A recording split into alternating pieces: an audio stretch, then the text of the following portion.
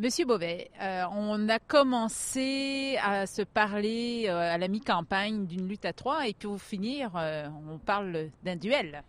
Oui, on parle en fait, la Coalition Avenir Québec, qui est le nouveau parti au Québec, est en montée, toujours en montée, sauf que le problème de la Coalition Avenir Québec, c'est qu'elle n'est pas capable en ce moment de percer l'île de Montréal. Donc, sans avoir des députés sur l'île de Montréal, il va être difficile pour la Coalition Avenir Québec de former un gouvernement majoritaire. Peut-être qu'elle pourrait former un gouvernement minoritaire avec le reste des régions et des circonscriptions. Elle a, la coalition, dans ses pattes, le Parti québécois, qui est un parti qui est capable de percer l'île de Montréal et à l'extérieur de l'île de Montréal aussi. Donc, au finish, on a l'impression qu'en effet, la coalition et le Parti québécois vont se faire la lutte, mais comptez jamais le Parti libéral du premier ministre actuel, Jean Charest, pour battu. C'est un homme qui est comme un chat. Il a 9 vies. On le comptait pour battu, on le comptait pour mort politiquement il y a quelques mois encore. Et il a réussi à revenir et à se remettre en selle. Donc, oui, il y a une lutte probablement à deux qui se dessine, mais il ne faudrait pas écarter trop rapidement le Parti libéral de M. Charest. Il reste encore 15% d'indécis. Vous pensez que c'est ce qui risque de faire la différence? Où vont-ils aller, ces indécis? Les indécis sont toujours très difficiles à quantifier, en particulier pour le Parti libéral du premier ministre Charest, parce que les gens qui votent pour le Parti libéral ont tendance à moins le dire lorsqu'ils sont sondés, lorsqu'on fait des sondages. Donc, historiquement, le Parti libéral est toujours sous-estimé dans les sondages et la proportion d'indécis est toujours surestimée. Je pense qu'en ce moment, les indécis essaient de se faire une tête entre les trois partis. Ils sont en train de magasiner, comme on dit chez nous, donc d'essayer de faire leur choix.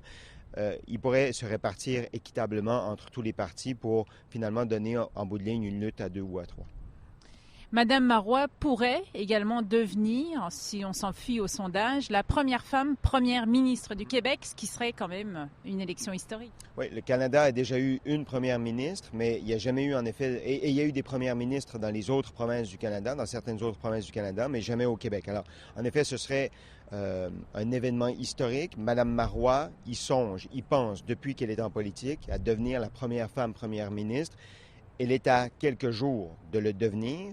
Maintenant, il va encore falloir qu'elle fasse bien campagne pour pouvoir y accéder. Le fait qu'elle ait eu beaucoup de résilience, le fait qu'elle ait passé à travers une tempête au début de l'année où il y avait certains des membres de son parti qui remettaient en question son leadership, a fait en sorte qu'elle apparaît aujourd'hui comme une femme forte. Et ça plaît en particulier à l'électorat féminin qui peut se comparer à Mme Marois. Et ça, c'est un avantage pour elle dans cette élection-là, l'électorat féminin qui probablement ira un peu plus vers Pauline Marois que vers les deux autres partis qui sont représentés par des hommes. Pas nécessairement parce qu'ils sont représentés par des hommes, mais parce que Mme Marois, étant une femme, incarnant cette résilience-là, pourra obtenir le vote probablement de plus de femmes. C'est d'ailleurs la faiblesse du chef de la Coalition Avenir Québec, percer, séduire le vote, l'électorat féminin. Et sans faire de psychologie à 10 centimes, il semble que l'électorat féminin n'aime pas le changement. Et François Legault et la Coalition Avenir Québec provoquent le changement au Québec, veulent bousculer les choses établies au Québec. Et ça, il semble, selon les experts, que l'électorat féminin aime beaucoup moins ça. Donc, c'est la raison pour laquelle environ une femme sur 5 seulement appuierait, selon les sondages, la Coalition Avenir Québec de François Legault et une plus grande proportion de femmes appuieraient le Parti québécois et l'autre parti qui est le Parti libéral. Au-delà d'une possible victoire historique de Mme Marois, en quoi est-ce que cette élection peut changer radicalement l'échiquier politique québécois? Il va le changer parce qu'en bout de ligne, on aura probablement 3 partis représentés fortement à l'Assemblée nationale. On aura des chefs qui vont avoir perdu cette élection, que ce soit Pauline Marois, Jean Charest ou encore François Legault. Dans le cas de Pauline Marois et de Jean Charest, s'ils perdent l'élection, ils vont probablement devoir partir parce que Mme Marois, ce sera la deuxième élection d'affilée qu'elle perd, si elle la perd. Jean Charest, ce sera la deuxième élection générale qu'il perd. Il en avait perdu une en 1998, mais là, il pourrait perdre celle de 2012. Et après 3 mandats déjà de premier ministre, en général, quand on perd une élection, on s'en va et on fait d'autres choses. Donc, il va y avoir un bousculement, une bousculade de l'ordre établi de la politique au Québec. Perd ou gagne, il va y avoir des choses qui vont changer au Québec à la suite de cette élection.